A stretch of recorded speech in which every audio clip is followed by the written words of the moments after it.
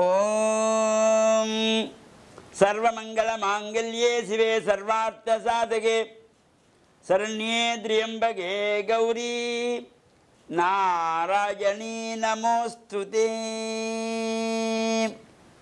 ஓம் நமச்சிவாய. மேன்மைகள் சைவ நீதி விளங்குக உலகமெல்லாம். நோயற்ற வாழ்வே குறைவற்ற செல்வம்.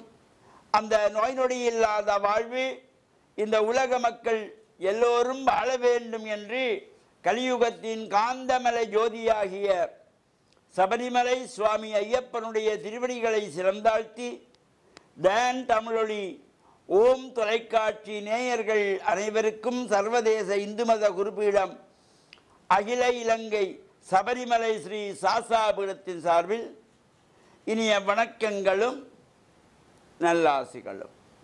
இன்றும் மங்களகரமான குரோதி வருஷம் தை மாதம் 2ஆம் நாள் 15/1/2025 புதன்கிழமை. இன்று மலர்ந்திருக்கின்ற இன்றைய பொழுதும் நம் எல்லோருடைய வாழ்விலும் எல்லா விதமான சிறப்புகளும் வெற்றிகளும் கிடைக்க வேண்டும் என்று பிரார்த்தித்து இன்றைய தினம் தை மாதம் 2வது நாள். நேற்றைய தினம் தை மாத பிறப்பு. தை பிறந்தால் பலி பிறக்கும் என்பது சைவ மக்களுடைய நம்பிக்கை. சைவ மக்களுடைய வாழ்வியலேயே இந்த நம்பிக்கையோடு சேர்ந்தது தான் இந்த இறை வழிபாடு. அவ்வாறு இந்த தை மாதம் நமக்கு பிறக்கின்ற பொழுது நமக்கு நல்ல வழி பிறக்கும், நல்ல காலம் பிறக்கும் என்கின்ற ஒரு நம்பிக்கையோடு கூடியதும், சுபகாரியங்கள் செய்வதற்காகவும் இந்த தை மாதத்திலிருந்து திருமணங்கள் போன்ற சுபகாரியங்களையும் செய்வதற்கு தயாராகி கொண்டிருப்பார்கள்.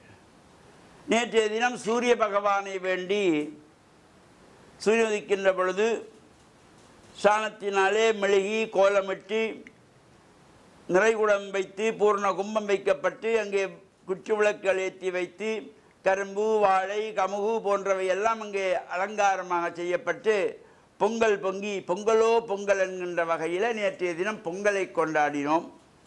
இன்றைய தினம் இந்த உழவர் திருநாளாகவும் முன்னைய காலத்திலே இந்த எருதுகள் மூலமாக இந்த வயல்களிலே உழுது நெல் விதைத்து பயிர் செய்கின்ற வகையிலே இந்த விவசாயிகள் உழவர்கள் அந்த வகையிலே இந்த மாட்டு பொங்கல் என்கின்ற பெயரிலே பசுக்கள் எருதுகளுக்கெல்லாம் மஞ்சள் நீரினாலே அவைகளை அலம்பி எடுத்து சந்தனம் குங்குமம் பொட்டு வைத்து பட்டுகள் சாத்தி மலர் மாலை அணிவித்து அந்த பசுக்கள் கட்டப்பட்டிருக்கின்ற கொட்டகையிலே சாணத்தினாலே மெழுகி பூர்ண கும்பம் வைத்து பொங்கல் வைத்து வழிபாடு செய்து இந்த நன்றி கடன் செலுத்துகின்ற வகையிலே பசுக்களுக்கான பொங்கல் மாட்டு பொங்கல் என்கின்ற வகையிலே இன்றைய தினம் இந்த மாட்டு பொங்கல்.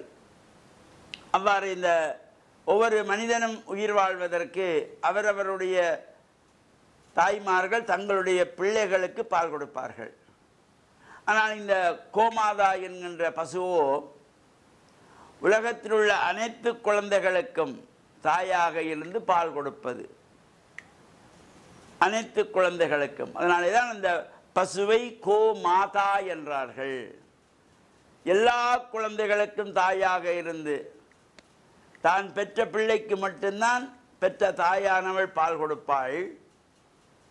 பக்கத்து வீட்டு பிள்ளை அழுதால் கூப்பிட்டு செல்வோம், பிள்ளை அழுது பாலை குடம்மான்னு. ஆனால் இந்த பசு அப்படி அல்ல.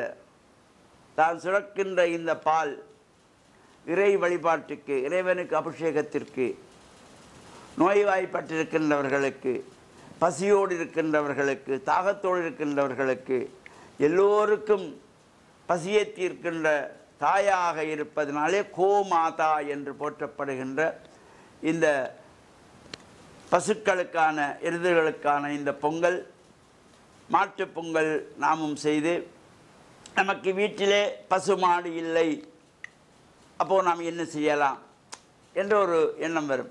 எங்காவது மாடு இருக்கிறவங்களே இந்த பொங்கல் செய்யப்படுகிறதிலே சென்று பிரார்த்தனை செய்தாலே போதும். அல்லது மனதாலே பிரார்த்தனை செய்து இந்த மனம் கொண்டது தான் மாளிகை என்பார்கள். எனவே மனதளவே நமக்கு அருகிலே பசுக்கள் இல்லை, பசு கூட்டங்கள் இருக்கிற இடத்திலே பிரார்த்தனை செய்து கொள்ளலாம். அல்லது இந்த கோமாதா படம் உள்ளவர்கள் படத்தை வைத்து ஒரு பொங்கலை பொங்கி மானசீகமாக பிரார்த்தனை செய்து கொள்ளலாம். எல்லா இடங்களிலும் இந்த பசுமாடுகள் இருப்பது என்பதல்ல. 4 மாடி 5 மாடி 8 மாடியில் இருக்கின்றவர்களுக்கு பசுக்களை பார்க்க முடியாது.